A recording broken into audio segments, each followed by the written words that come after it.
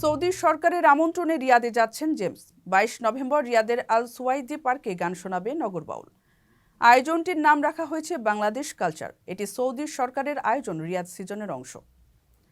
কথিত রক্ষণশীলতার ঘেরা টোপ থেকে সৌদি সমাজকে বের করে আনতে নানা উদ্যোগ নিচ্ছেন যুবরাজ মোহাম্মদ বিন সালমান।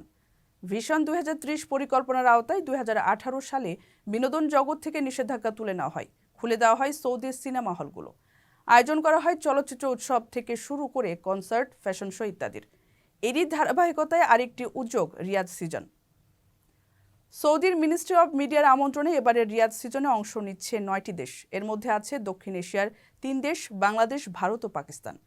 12 অক্টোবর শুরু হওয়া 45 দিনের এই আয়োজন শেষ হবে 30 নভেম্বর।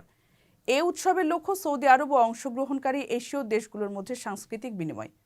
উৎসবটি শীতকালীন বিনোদনের অন্যতম আয়োজন হিসেবে বিশ্বব্যাপী মনোযোগ আকর্ষণ করবে বলে আশা করছে সৌদি সরকার।